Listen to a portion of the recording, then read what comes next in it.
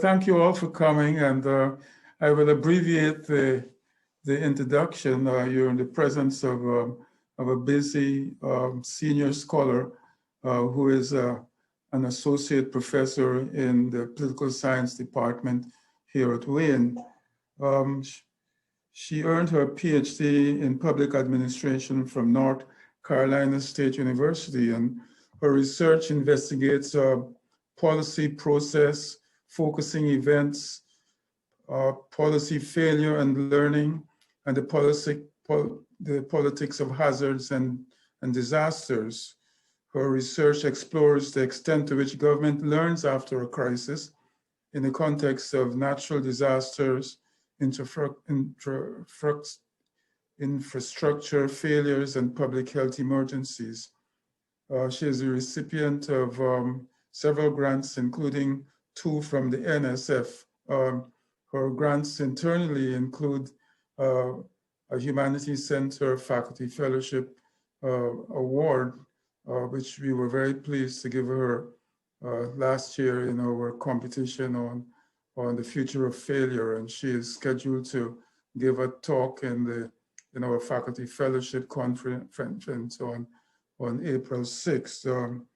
Her research has been published in Policy Studies Journal, Administration and Society, Review of Policy Research, Risk Hazard and Crisis in Public Policy, the Free Press, and Newsweek.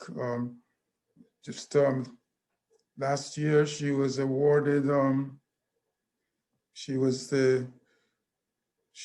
named the 2021 Levin Center Research Scholar for a project that will examine the types of programs that the Office of Inspector General in the Department of Homeland Security investigates. She is very well published, but I plan to read some of her publications, but I will spare you that. Just know that she is a very busy scholar and published in many prestigious journals. Today, her talk is going to be on Do All Failures Lead to Change? So belatedly but welcomely, please welcome Professor Kristin Taylor to the podium virtually. Thank you for that warm introduction, Walter. I really appreciate it. I'm going to share my screen and pull up my slides for today. Today's talk is sort of a snapshot, a work in progress of where the work on my faculty fellowship project is. So just to sort of give you all an exploratory view on where that is. So do all failures lead to change? My purpose really in this line of research is to examine why some policy failures lead to learning and policy change and some don't. So why do we have these big catastrophic events where we have this policy fail and then nothing happens? And based on the theory and my operating set of hypotheses is that some failures can lead to learning because of the type of the failure that occurs. And so what I'm really getting at in this research is the connection between a typology of failure and how it's associated with learning. So are some kinds of failures more likely to promote learning than others? And then my objective for today's talk is to talk about some of those exploratory preliminary findings on policy learning that can occur after disaster. So the theoretical framework, just to give you a bit of an overview, is that we think that a disaster occurs, right? It can be Hurricane Harvey in Texas. It can be the Flint water crisis. That disaster reveals a set of policy failures. And policy failures can be caused in a few different ways that I'll talk about in a minute. And those failures reveal different understandings about how the policies that were in place worked, what different ways that we implemented them, whether they were effective or not. And they create opportunities for government to learn about how policies worked. So that's sort of an overview of the theoretical framework. So what do we think of when we think of a failure? In public policy studies and the policy process, we really acknowledge that failure and success are really subjective. And in terms of the politics of it, we think that failure and success lead to opportunities for blame, which is highly political, and for credit claiming, which can be, I did all this great work, so I should get credit for this success. So when we think about claims of failure, the literature says that they can be characterized as that failure happens when goals aren't achieved, when there's a negative impact from a particular policy, when we fail to act, which should resonate with a lot of us in our initial response to the COVID pandemic, and then opposition from key groups. What if key players in this particular policy block its implementation, block its success? And that can also you can think about the different states challenging the implementation of the Affordable Care Act as being, to try and invoke failure in that policy context. So we think that there are three types of policy failure based on these claims of what failure might be in the political arena.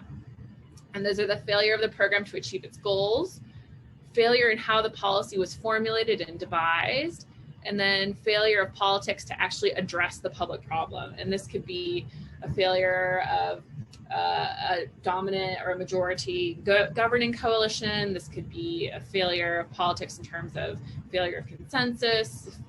Lots of different ways we can think about that. But just want to acknowledge that failure can be fairly subjective. And so we try and think about it in ways that don't put us down the slippery slope of imposing our own values on what we think of as failure. So policy learning, lots of different disciplines look at learning in organizations, learning in groups, learning in networks. But we think of policy learning as a process by which individuals and government seek out new information to address the public policy problem, consider that information, and make some change based on what has learned. So we think of it as being a process. We seek out new information with the goal of addressing a particular problem. We consider that information, we analyze it, and then we make some adaptation or change. The literature says that there are 4 types of policy learning that can occur, and we put them into 2 buckets: thick learning, which is social learning, which is learning about the underlying causes of the problem that the disaster or failure revealed. So underlying causes. So in some of my previous work on policy learning after tornadoes in Hurricane Alley, there were some communities like Moore, Oklahoma, that had experienced significant tornadoes, several of them over a period of time. And what they learned across time in that municipality was that that tornadoes would become significantly more frequent and severe. And as a result, and they tied that to climate change because they got new information that they didn't have before.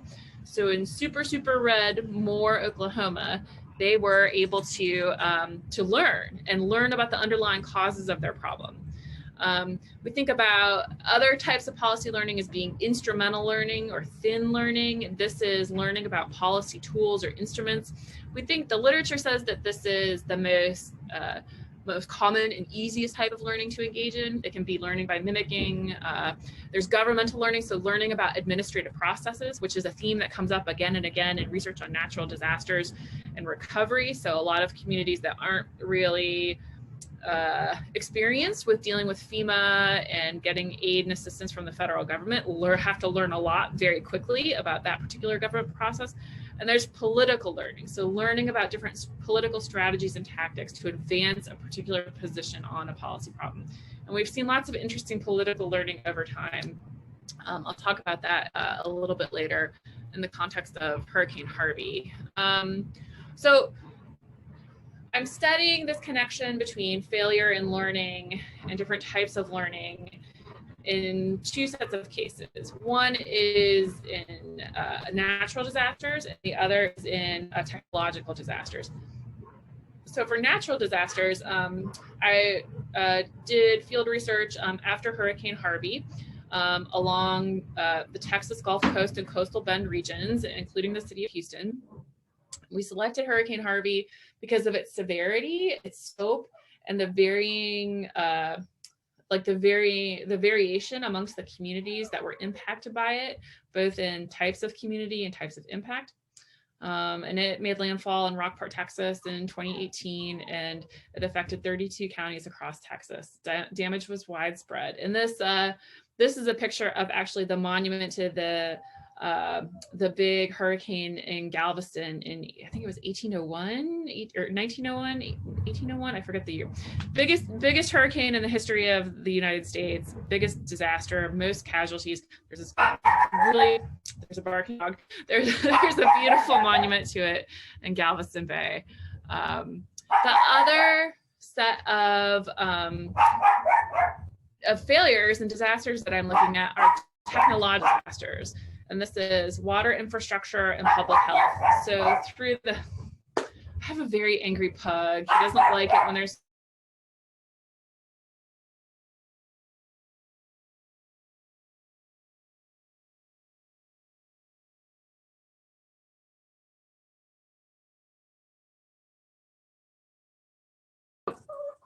the total disaster of drinking water and public health infrastructure is where we have this interdependent system. Oh, excuse me for just a minute. I'm so sorry. No worries. Take your time.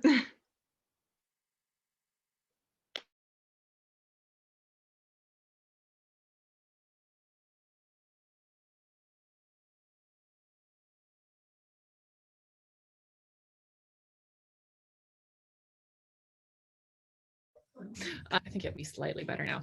So the other type of disaster, other type of failures that I'm looking at are drinking water infrastructure and public health disasters.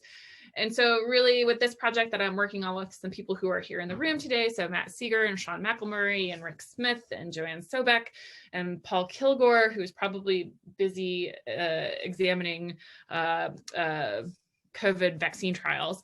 But so with those wonderful colleagues from Wayne State and other institutions, we've been looking at this interdependence of drinking water and public health. So we looked at, in the first wave of this project, we looked at Detroit, Toledo, Robeson County, North Carolina, Lumberton, Red Springs, and Durham. And we looked at different types of events that sort of varied because in these types of systems, particularly drinking water as it relates to public health, we can get these big events like Flint that reveal all kinds of harms, but we can also have these small scale routine events that are very problematic, can create compromised drinking water and compromised public health, but don't get the same kind of attention. So in this project, we're really interested in that range of events and how they trigger those range of failures and how they can trigger learning.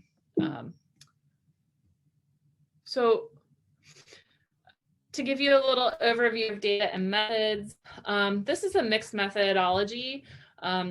Data is mostly derived from a set of semi-structured interviews. So for natural disasters, for Hurricane Harvey, my RAs, Nathan Jeske, who's here, and Stephanie Zarb, who is here or should be here soon, we conducted 15 open-ended interviews with 22 local government officials in 8 counties, 6 cities impacted by Hurricane Harvey from August 2018 to May 2019.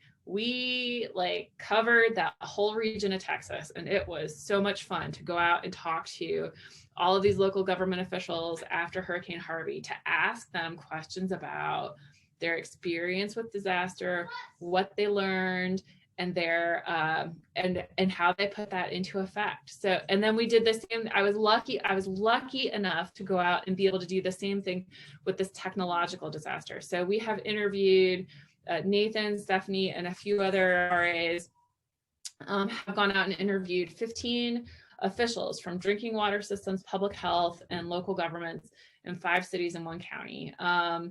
And that was really sort of came to a pretty abrupt end because of COVID, but hoping to kind of pick that back up as necessary. So we're looking at these, so our data primarily consists of these semi-structured interview transcripts. And we were able to, in both instances, we were able to ask the same questions about disasters and crises. So those events that reveal a failure, policy learning, and policy change. And what we did was conduct a content analysis of the interview transcripts. We developed a code book. We operationalized definitions of disasters, of policy failure, types of learning, and types of policy outcomes. And then we have this fantastic software called QDA Miner. And so if there's anyone who does qualitative research that's interested in learning about this particular tool, I'm more than happy to talk offline about that, because it's really been an indispensable part of our research process.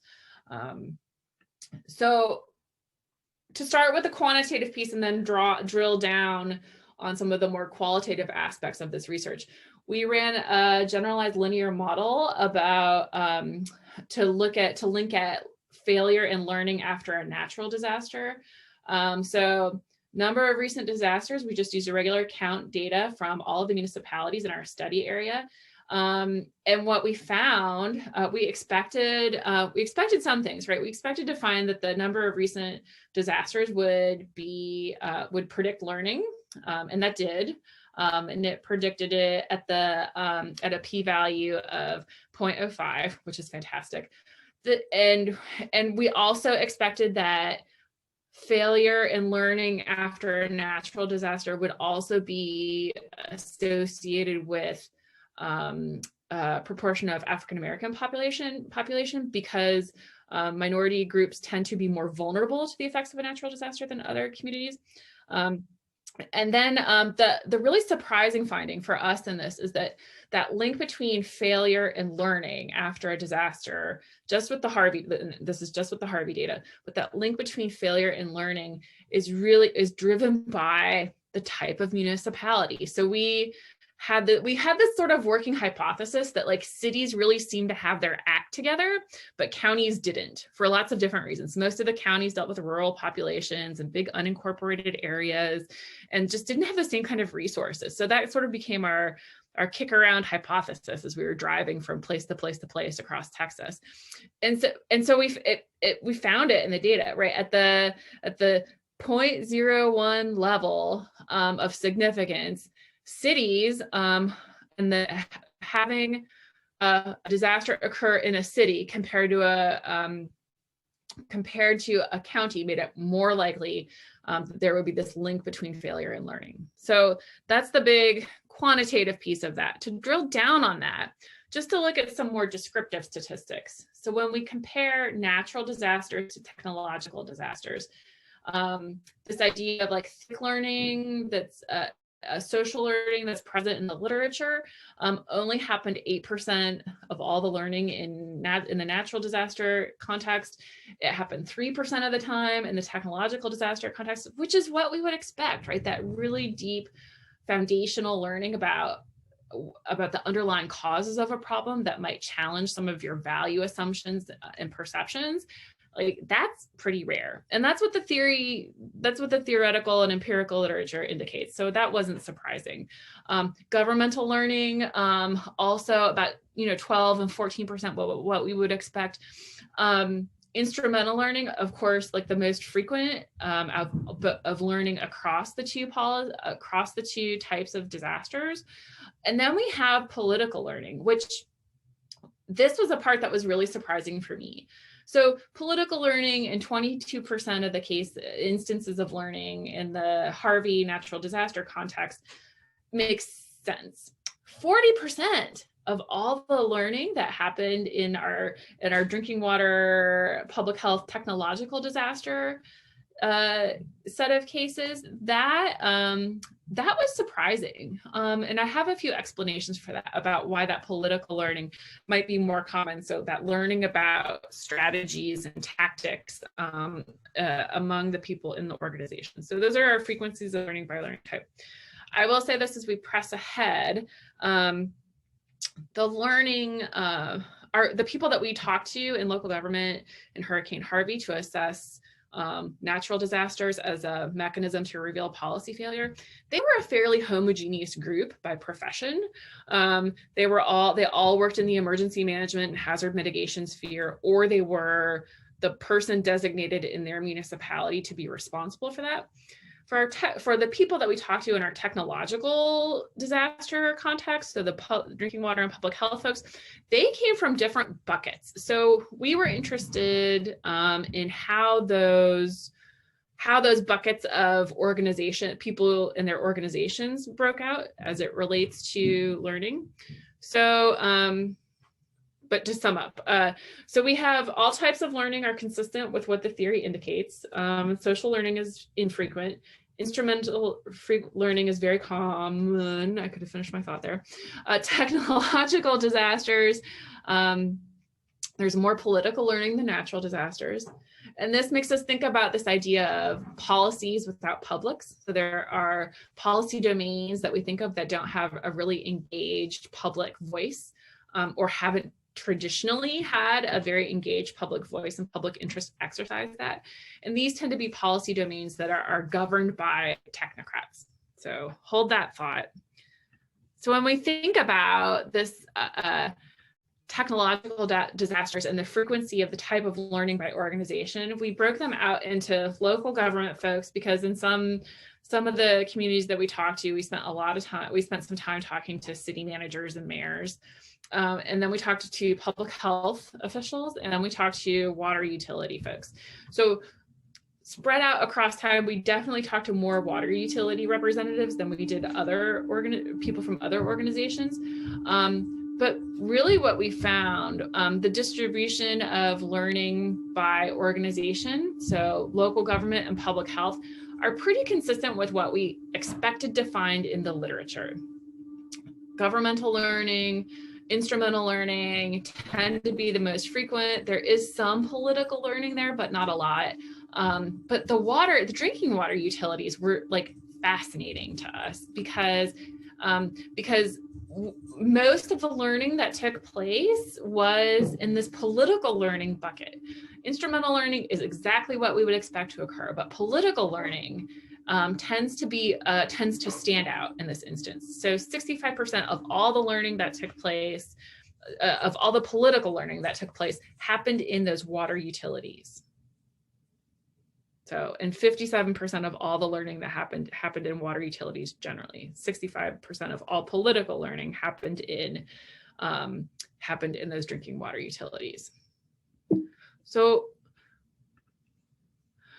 we think that there's some variation in learning by organization type, and that learning occurs most frequently in water utilities, which could have some skew based on the number of interviews that we did. But instrumental learning is what we would expect based on the literature. And political learning is very common. As we sort of talked about this within our group of scholars here at Wayne working on this water and health project, our rural project, we've really asked questions about drinking water utilities. Are they more primed for learning compared to public health agencies? Is there more for them to learn in those contexts than they conventionally have had in the past? Or is there some other explanatory variable? Is there something like organizational culture, resources, capacity that really makes them more primed for this type of learning than we would expect to see elsewhere? So when we think about linking failure and learning after a natural disaster, we think that recent disasters are more important by the count model, which is what the regression showed. But municipality type is too. So those are to sort of sum that up, which gives us some encouragement to go forward and look at organizational characteristics as it relates to learning for our drinking water and public health folks. And so far, at this point in the talk, we think that failure triggers and contributes to learning, that learning is consistent with theory across different types of disasters, which is an interesting contribution. Most of this policy learning stuff has been applied mostly to natural disasters, not as few technological disasters, and that there appears to be more to learn in water utilities. And now you're probably thinking, but what about Flint, Kristin? How do you explain Flint? What is Flint? And it was a disaster, right? The Flint water crisis was a disaster. It revealed policy problems about the interrelationship between drinking water and public health. and that we learned many things, but we learned that the emergency manager laws sort of thwarts governance in a representative democracy, and the effect is to leave vulnerable communities even more vulnerable to the risky choices made by government. And we asked, like, what does that kind of failure lead to learning? And so I didn't want to as my research team and I sort of think through how to handle disasters in drinking water infrastructure. And as we think about how to handle Flint and use that as a lens to think about the learning that has happened in the different drinking water infrastructure systems, we've gone through the responses. So we pulled from all of the interview transcripts from our drinking water and public health infrastructure interviews, and we pulled out every single instance of a mention of Flint in them. And so I'm going to let the people that I interviewed speak for themselves here. These have all been anonymized. We've done a very good job to protect their identities. So about Flint. Flint screwed up big time. They went from great water source to the worst water you can get from the Flint River. An old ass plant to save $100 a month. They skipped on corrosion prevention. And it is not a crisis, it's a fiasco. So now we are all paying the cost because of their gross negligence, because the politicians are afraid to push back against efforts to remove all lead from the system. And lead has been in water since the Roman days, and there are ways to have lead in the water and be fine. Again, there's arsenic in the water, but it's so insignificant, it doesn't matter. And so from our drinking water utility operators, we hear from them exactly what, their reaction to the Flint water crisis was. And in this instance, my RAs and I had this like running tally in our head for every single interview we went to. They all said, we are not Flint. We are not Flint. Except for one, where the guy said it before I could give him informed consent, so I couldn't get it on the transcript and put it in there. But before we even started, he said, we're not Flint.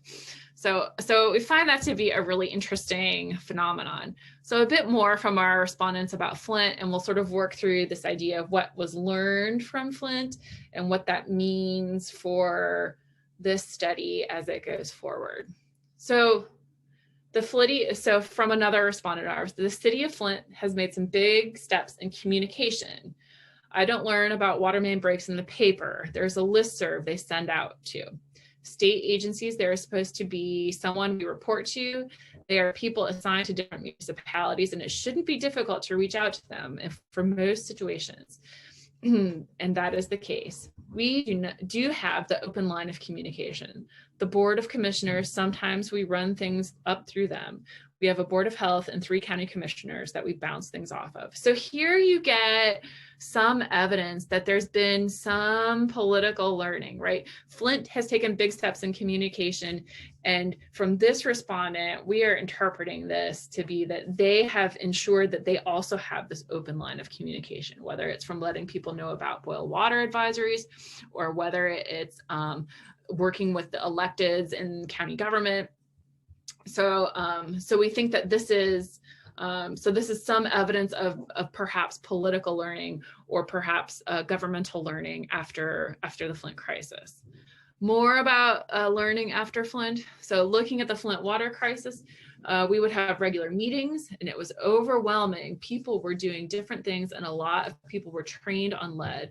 We received over 1,000 phone calls in 2 weeks. The 211 didn't work, so we spread those out amongst staff. And one of the staff said, I have other things to do. What do you want me to do? Help people on phone and inspect, and we had to help them, had them help people of Flint. If we can focus on a priority, we will later. If we don't meet our accreditation, then we will deal with it. So this is an example of, in our interpretation of this, learning about how to handle the crisis, learning how to coordinate, learning how to communicate, and hold on to their other priorities. So learning after Flint. And yet another want to sort of turn the corner on this idea of how folks who are dealing with these crises, and particularly dealing with the political aftermath of Flint and other municipalities, what they have to say about this. So this is an interesting one I would like to share. So with the lead and copper rule and the Flint crisis, I would say there used to be a bright line between departments where we wouldn't talk to each other as long as we were under our standards. Now with the new lead and copper rule, we are looking to talk to them. There isn't much money to go around, and people are saying that the lead level isn't health-based. So how much money do you want to spend to get to zero? Again, we spent 1.5 billion, and if we were anywhere else in the free world, we would be done. But the state wants us to spend another billion to get to zero, when there are other dry weather things that prevent us from getting to zero. So here you kind of hear the respondents' frustration about what the regulations are, dealing with the impact of learning about Flint and lead in drinking water as it relates to their day-to-day operations and their utility. And so you can sort of hear this, I don't want to say pushback, but you could hear this trade-off, right? This inherent trade-off about how are we supposed to deal with delivering clean water to everyone and afford getting to 0 parts per billion of lead in drinking water in the state. And last but not least, in terms of Flint, lead, and risk, we had our respondents say, I think we're starting to get past the lead hysteria from Flint. PFAS, people seem to be more reasonable. Even though Michigan took it harder, it seems like things are calming back down. The biggest risk really is staffing, getting people to do the work. So again, we can think about failure, disaster, failure, and learning, but all of these things happen in a broader context where people who are responsible for responding to, learning from, and recovering from these types of failures, that they also have to do it with budget constraints, with attention constraints, and staffing constraints. So, so that's sort of where we are from the interview transcripts, looking at our transcripts as data. So I want to conclude, talk about steps so we can have some time for discussion. So in terms of moving this forward and moving this project forward towards presenting it in April, we find support for the connection between failure and learning after natural disasters.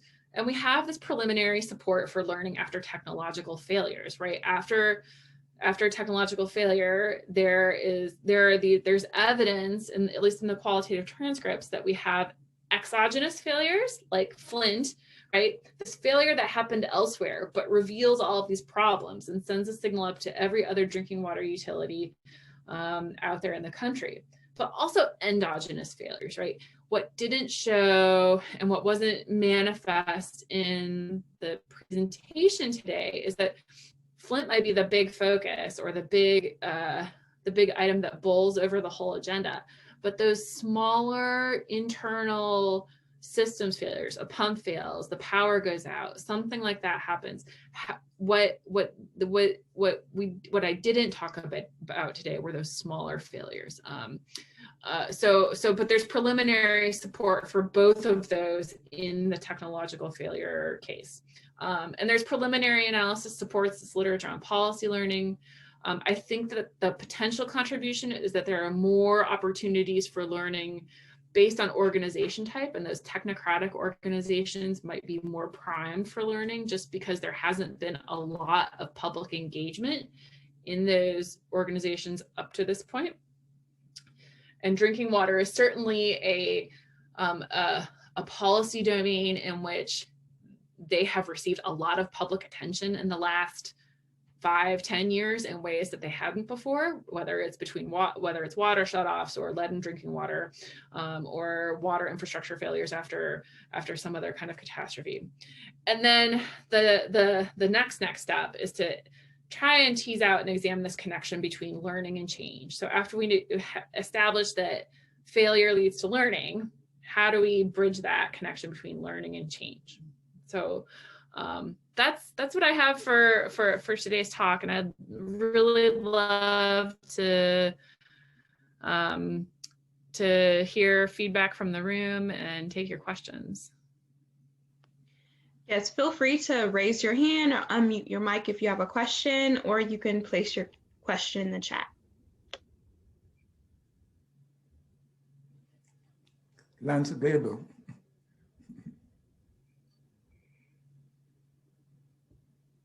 Hello. Yes. Thank you for that. That was really interesting. I think this is really important work and really interesting work. I guess I had kind of two questions, and they might just be fodder for a broader discussion, and maybe they're beyond what you're working on right now. But I guess the first question was, you know, your reference to the Galveston hurricane sort of made me think of this. But you know, obviously these interviews and what you're trying to determine about learning are kind of a snapshot in time. And you know, I think, you know, it sort of makes logical sense that we would expect people to learn something from experiencing some of these kinds of situations. But then I guess the question is, how enduring is that learning? So you know, in 100 years, are we going to be seeing the memorial to the people who experienced the Flint water crisis and experiencing some kind of similar? So I guess what can we take from the learning research and apply to, you know, enduring infrastructure or enduring ability to continue to learn? And I'll just stop there. I'll ask the other one later. But I think that's one of the biggest challenges, is having to have that institutional memory, you know, as people turn over, as time moves away, as we get past the kind of immediacy of a crisis like this. So the research on learning and sort of where I'm at in this field of study, this project at this point, is to a lot of like these snapshot in time sorts of interviews are really helpful for that. But what we have learned, or just what we have discovered, is that cities like Galveston or Corpus Christi that have lots of repeated experience with big disasters and small ones, they're just like a regular part of life in those particular communities, that they learn and they adapt. And so what they do is, when they learn and adapt, they actually mitigate the effects of future disasters. So they have become see where the flooding will happen the next time there's a hurricane or a heavy rain, and that they know that they can do certain things, right? That they can adopt city ordinances to establish no wake zones in residential neighborhoods or commercial districts to keep cars from pushing floodwaters into business storefronts or houses. Like they have moved beyond flood walls and elevating houses to thinking about how to control heavy rainwater. So learning, like this is an intellectual enterprise that I've sort of thought about in lots of different ways.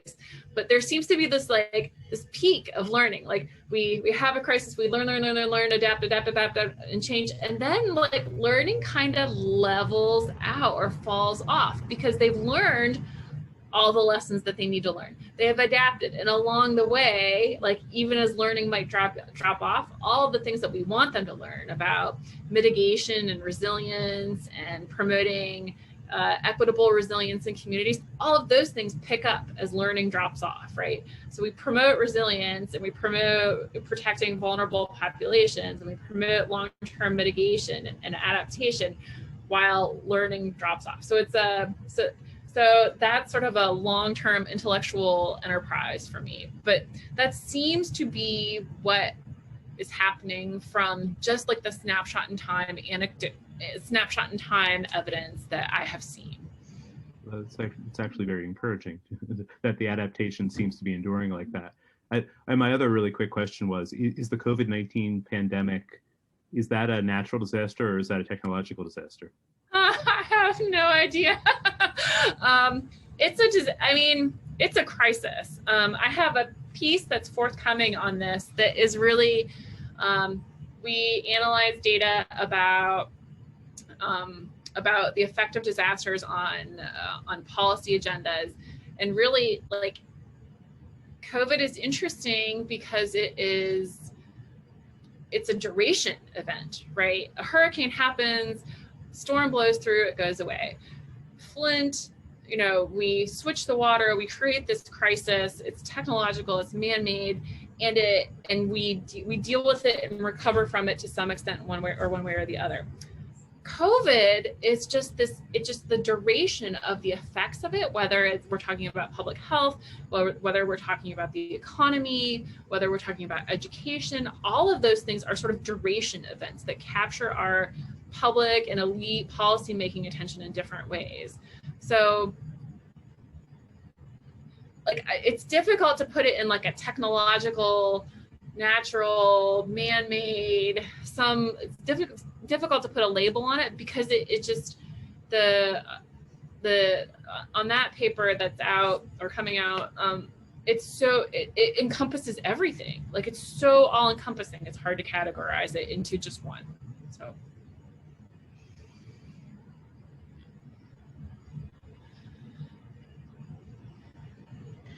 All right, I think we have time for a couple more questions. If anyone has any, again, just raise your hand or unmute your mic.